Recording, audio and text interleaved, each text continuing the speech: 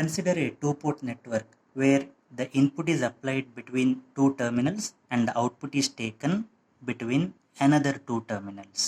So totally here there are four terminals. But if we take a transistor, there are three terminals, emitter, base and the collector. Now how to connect the input and how to take the output in a transistor? Since it is having only three terminals, one terminal should be made common for both input as well as the output. So depending on which terminal is common, there are three types of transistor configurations. One is called common emitter, where emitter is common for input section as well as the output section. So emitter is common. So first one, that is this type of arrangement. This is the input applied and this is the output taken. This is the first one, that is common emitter. Second one is the common base. So here base is made common. See, base is made common. Emitter is at the input side and collector is at the output side. So the input is applied between emitter and base, collector output is taken across collector and base. Now third one is common collector configuration, where collector is made common. See, this is the collector, this is the emitter, this is the input. The input is applied between the base and the collector, and the output is taken between emitter and the collector. So these are the three transistor configurations. These transistor configurations are used depending on the application. You want voltage of a signal to be amplified, then you use a common base configuration. If you want only the current to be amplified, then we use a common collector amplifier or common collector configuration. If you want both voltage and current to be amplified, then common emitter configuration will be used. Now we discuss about the common base configuration, where base is common for both input section as well as the output section. Now this is the input section where you apply the input, and this is the output section where you take the output. We'll see the VI characteristics of a common base configuration.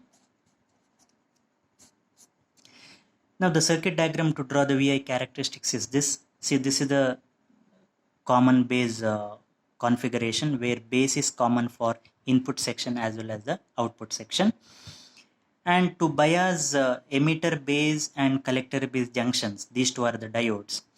VEE and VCC are used, and the power supplies or the batteries are not directly connected. They are connected through the current limiting resistors RE and RC.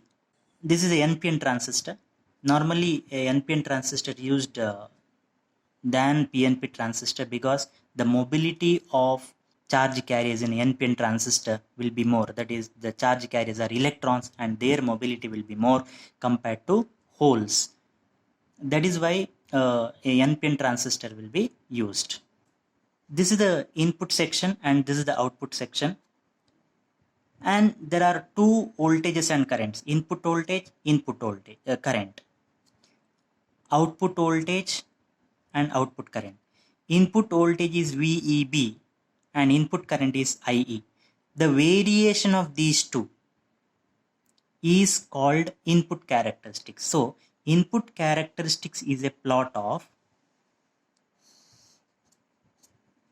input current versus input voltage. What is the input current? IE, and input voltage is VEB. Now when you plot the variation, or when you see the variation of the input parameters, output parameters should be maintained constant. So that is, IC and VCB should be maintained constant, but IC cannot be maintained constant because the transistor is actually a current control device where the output current is controlled by the input current. So if you make this constant, therefore this is not made constant. So we make VCB constant.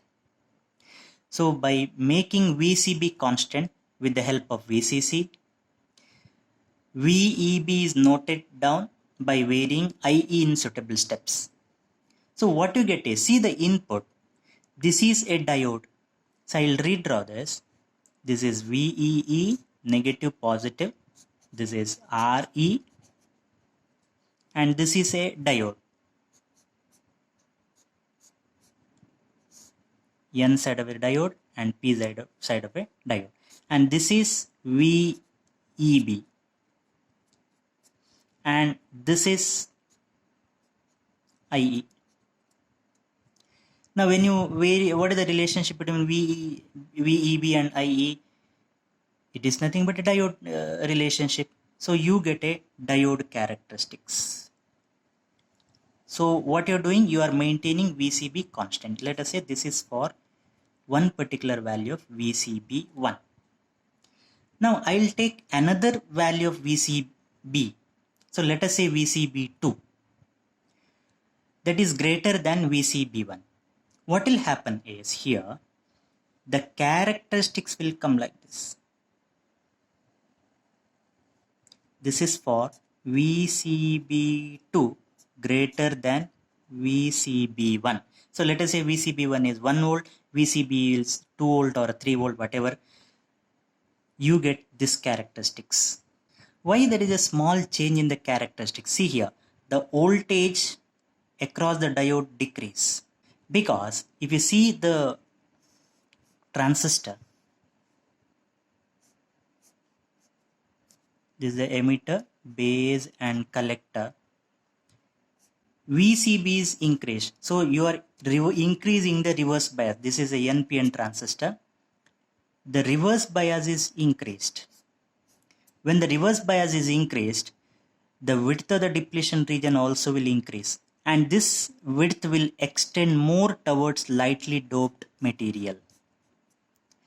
Now, the concentration of holes in the base decreases.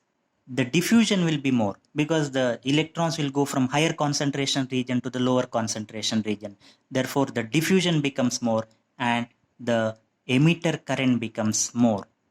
So, for a particular given voltage, this is the voltage. For more reverse bias of collector base junction, the emitter current becomes more. Now actually this is called as base width modulation.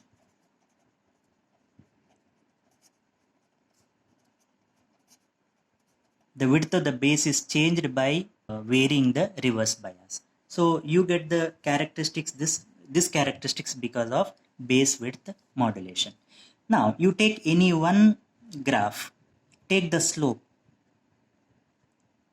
This is delta IE and this is delta VEB.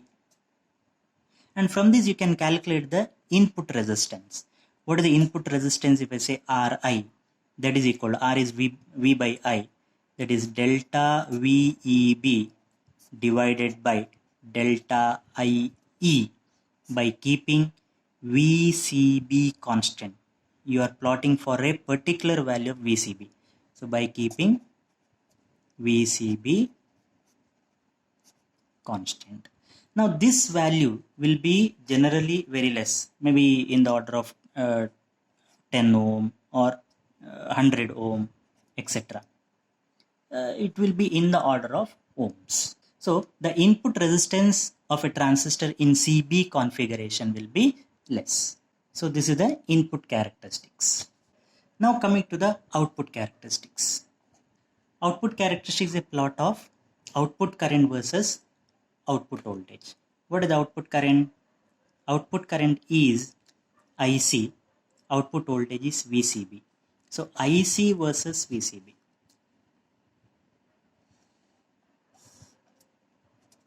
IC versus VCB. By keeping, again the input parameters constant, keep IE constant. VEB constant doesn't make any sense because when the diode is forward bias, the voltage across the diode is almost constant. See here. It is similar to the diode. So VEB constant doesn't have any sense. So we make IE constant. Now let us say IE is equal to 0. By adjusting VEE, you make IE equal to 0. And vary VCB and note down IC. When IE is equal to 0, so I'll redraw this situation. Emitter, this is the base and this is the collector. And VEB is made 0 by making this 0. And here, this is VCB. This is increased.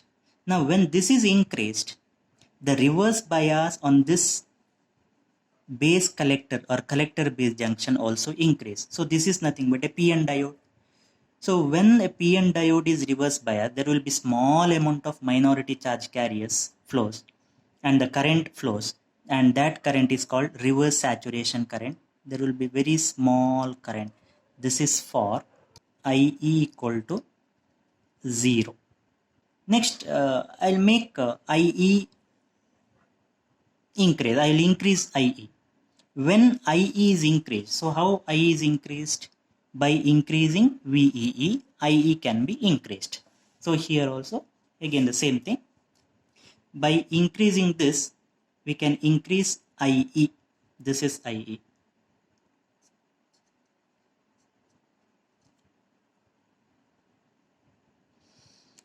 Now, let us say IE is 1 milliampere. Just to take an example, IE is 1 milliampere. Now, you start from VCB 0. When VCB is 0, IE is flowing, that is equal to 1 milliampere. When IE is flowing like this, the electrons are flowing in this way. Now, due to this forward bias, the electrons are pushed toward the base, and those electrons are attracted by the battery attracted by this voltage.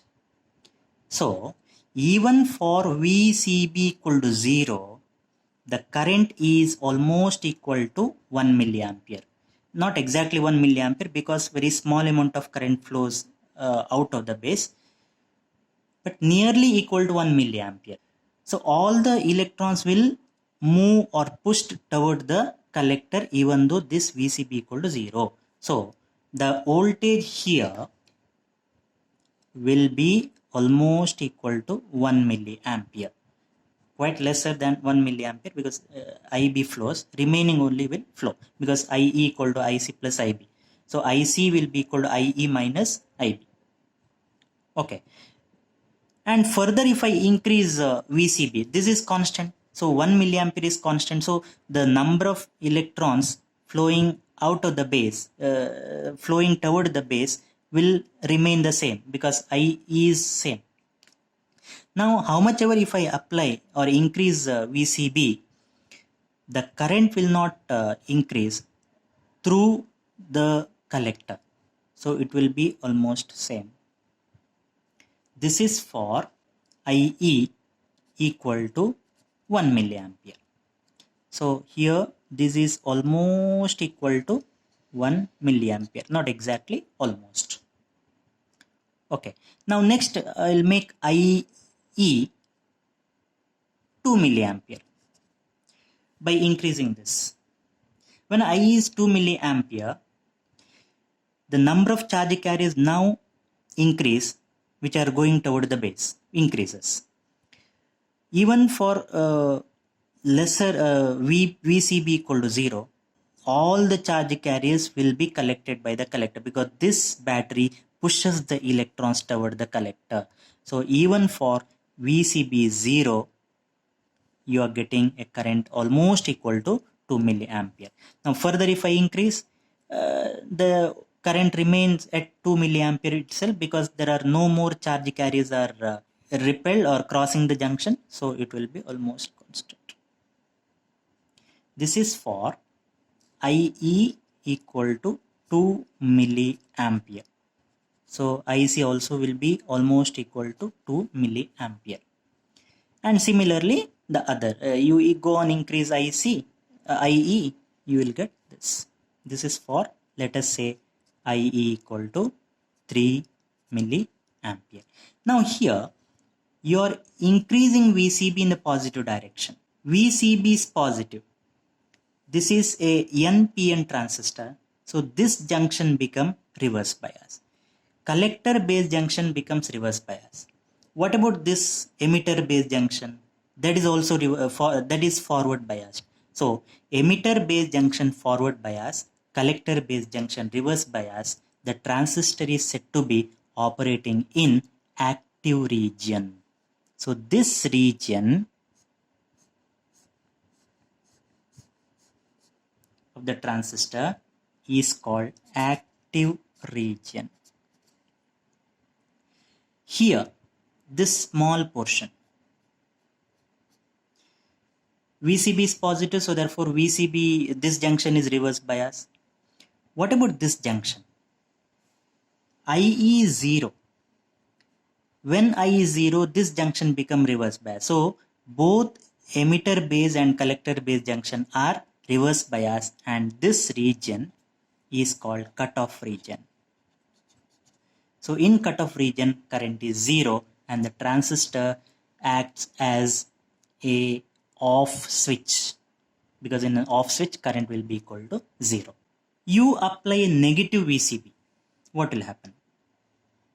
Apply a negative VCB. So here, how to apply negative VCB? You reverse this polarity of the battery, then VCB will be negative. Here, apply a negative VCB like this.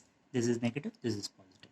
Now, you make this junction forward bias. Let us say now 2 milliampere of current is flowing. This is actual graph for 2 milliampere. Now you are decreasing the VCB or increasing VCB in negative direction. The electrons are repelled by this. See, anyway, electrons are emitted by the emitter, but those electrons are repelled by this. Therefore, the amount of current charge carriers reaching the collector decreases. Therefore, the collector current also gradually decreases with increase in VCB. And at a particular value of VCB, all the electrons will be stopped. Therefore, IC will be 0. So similarly, here also.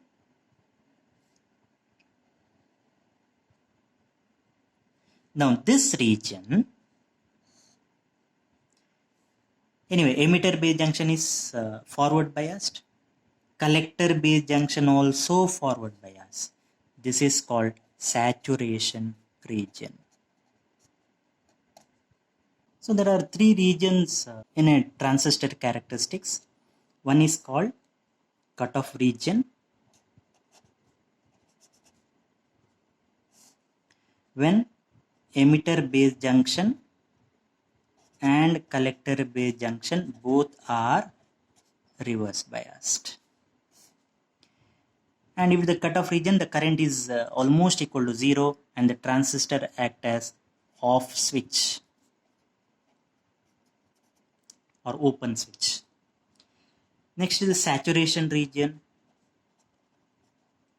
So cutoff region is this. This one is the cutoff region.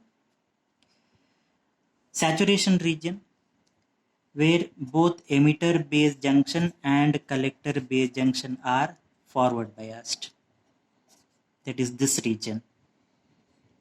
Here, it acts as on switch. Generally common base configuration is not used for the switches. Common emitter configuration is used, because if you want to switch from on switch and off switch, you have to apply positive voltage for off switch and negative voltage for on switch. It is difficult. So easily we can achieve this in common emitter configuration. Anyway, next, the third one, that is called active region. This region, where emitter base junction is forward biased and collector base junction is reverse biased. Here the transistor acts as an amplifier. So if you want to make use of a transistor as an amplifier, emitter base junction should be forward biased and collector base junction should be reverse biased. Now we concentrate on the active region because we want it to be an amplifier. You can calculate the resistance, output resistance, because this is the output characteristics. This is delta IC and this is delta VCB. Now what is the output resistance? R0, R equal to V by I. Delta VCB divided by delta IC for or by keeping IE constant. This is for a particular value of IE. So for IE constant.